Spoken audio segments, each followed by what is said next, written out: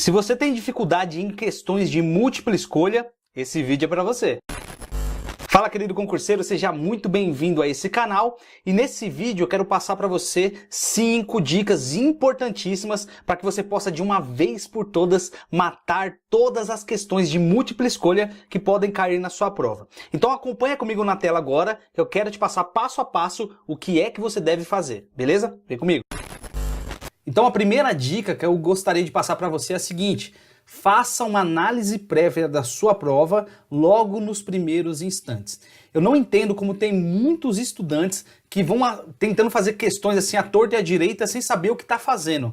Então não é porque a questão número 1 é a questão de português que você vai começar por ela. Não tem nada a ver isso, tá? O interessante é você gastar de 2 a 3 minutos apenas folheando a sua prova, batendo o olho fixamente no meio dela e tentando identificar ali quais são a sequência dos assuntos, quais são as disciplinas, tentando realmente ativar o seu subconsciente para que ele possa trazer a informação muito mais rápido para você. Faça uma prova estratégica. Crie nos primeiros instantes, que são os momentos mais preciosos de decisão para você, crie realmente um ambiente estratégico para o decorrer da sua prova. A segunda dica é a seguinte: leia, mas leia atentamente as questões da sua prova. Não faça somente uma leitura superficial daquilo que está sendo cobrado na sua prova. Existem alguns parâmetros para que você possa fazer uma leitura bem eficiente. O primeiro dela é você ler as questões por completo. Não termine de ler no começo. Como assim, Eduardo? Não leia pela metade, simples assim. Até porque, geralmente, as pegadinhas de prova estão no meio ou até mesmo no final. Então é interessante você fazer uma leitura adequada, atenta, prestando principalmente naquilo que está sendo cobrado, direcionado às pegadinhas, ok? Então, leia por completo, até porque você lendo por completo, você consegue ativar muito mais rápido a informação na sua cabeça, ok? Segundo, grife as palavras-chave do enunciado. Eduardo, eu não sei grifar as palavras-chave. Não tem problema nenhum. Eu vou deixar aqui em cima nos cards uma aula onde eu falo somente sobre identificação de palavras-chave. Mas é interessante que no momento que você está lendo as questões, o enunciado, você pega a sua caneta, o seu lápis e comece a grifar realmente aquela palavrinha mais importante, aquela palavra-chave, né, padrão ali para a sua prova. Até porque as alternativas fazem geralmente, tá? Não é 100%, mas faz geralmente menção a essas palavras-chave, ok? Terceiro, tenha atenção nas pegadinhas. Eu já falei anteriormente, mas vou falar novamente. Preste muita atenção nas pegadinhas da sua prova. Como que eu consigo fazer isso, Eduardo? Fazendo muitas questões. Quando você faz muitas questões daquela banca, você consegue pegar a malícia dela, você consegue olhar mais para aquele enunciado com um olhar clínico, tá? Foque muito nas palavras que generalizam, né?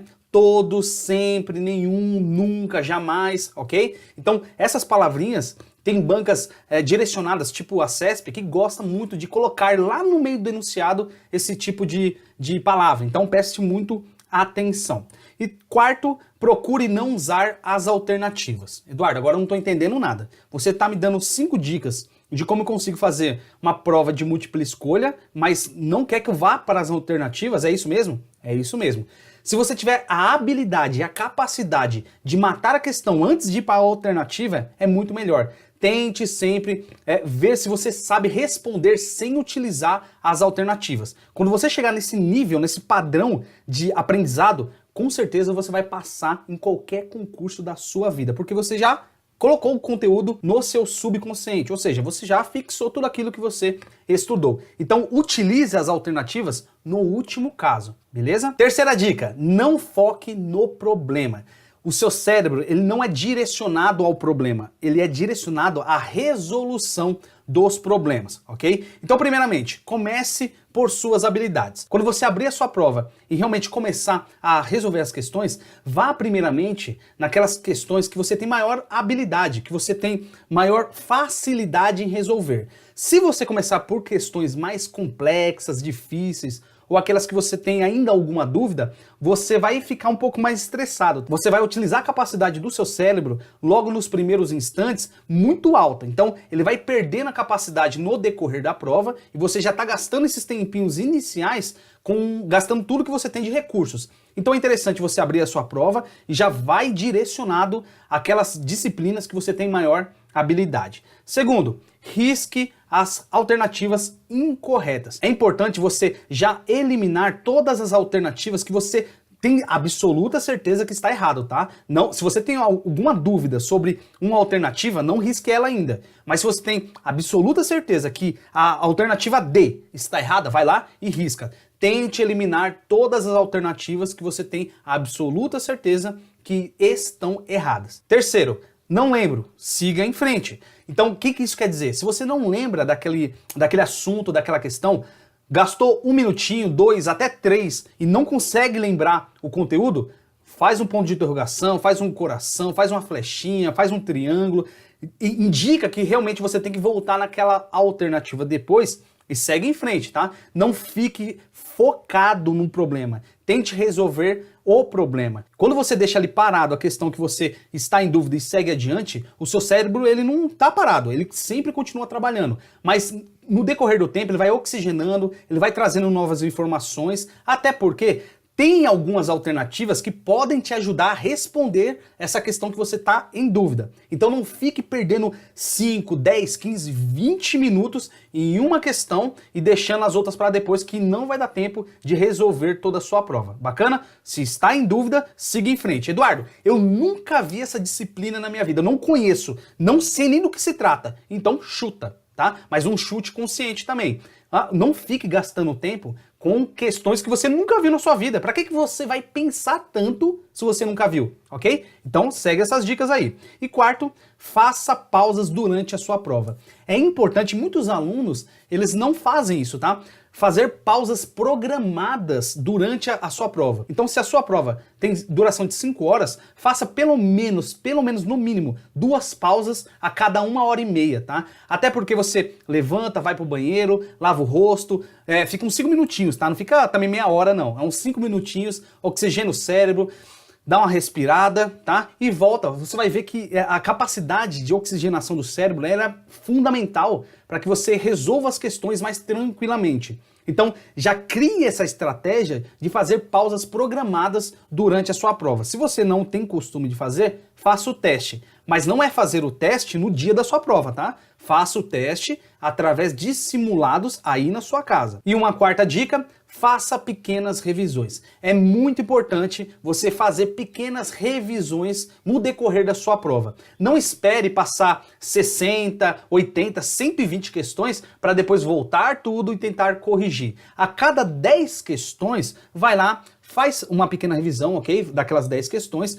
Se você tiver plena consciência que estão corretas, que você não vai mudar a alternativa, já passa para o gabarito. Eu indico isso para você, não é 100% de plena certeza, ok? Mas eu indico a você, se você tem certeza absoluta das 10 questões que estão corretas, vai lá e já vai passando pro gabarito, até porque você ganha muito mais tempo lá na frente, sem desespero, porque tem muitos alunos ainda que ficam apavorados quando o fiscal fala assim, ó, falta 1 hora para acabar, tá, pessoal? Aí ele viu que não chegou nem na metade da prova ainda e muito menos passou as alternativas pro gabarito. Então, a cada 10 questões, faça a sua revisão e já passe pro gabarito. Bacana? Uma quinta e última e não menos importante dica, use a técnica do chute. Eduardo, que negócio de técnica do chute? Técnica do chute é para quem não estuda, aí que você se engana. Somente quem estuda, somente aquele estudante, aquele que está focado, consegue utilizar essa técnica. Tem muitos alunos que realmente eles tentam chutar sem nunca ter visto nada, tá?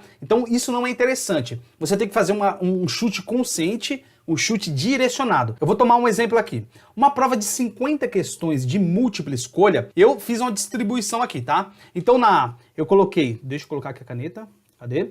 Na alternativa A, eu coloquei 10, na B, 7, na C, 8, na D, 11 e na E, 9. Então eu fiz no decorrer da prova uma distribuição, tá? Foi respondendo normal e eu analisei no final que faltaram 5 questões, que eu tinha alguma dúvida, tá? Então você só vai chutar quando você tem dúvida ou quando você não sabe de jeito nenhum, tá? A alternativa. Claro que chutar em questões de prova é o último recurso, que você tem que aplicar. E vendo essa distribuição, eu observei a porcentagem, tá?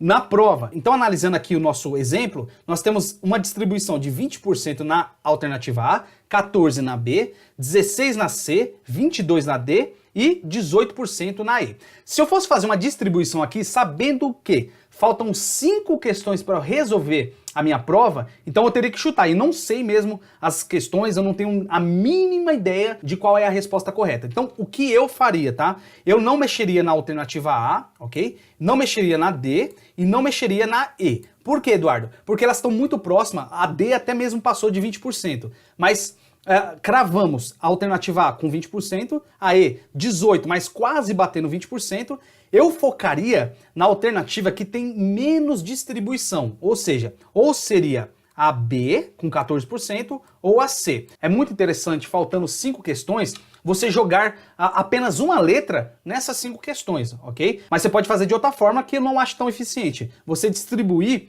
as 2 letras, tá? As 2 alternativas pro restante das 5 questões. Então eu poderia jogar aqui 3 questões com a letra B e 2 questões com a letra C, mas eu não acho tão interessante. Para mim é muito mais eficiente você jogar apenas uma alternativa pro restante das questões que você tem dúvida. Então no nosso caso aqui, eu jogaria para as próximas 5 questões que eu tenho dúvida, a alternativa B, tá? Que foi a que menos eu coloquei dentro da minha prova. Bacana? Claro que isso daqui existem outras técnicas de chute, muitas outras técnicas. Inclusive eu vou deixar aqui em cima nos cards um vídeo que é o mais acessado do YouTube, tá? O mais acessado do YouTube, onde eu falo mais sobre técnicas de chutes para provas e concursos. Bacana?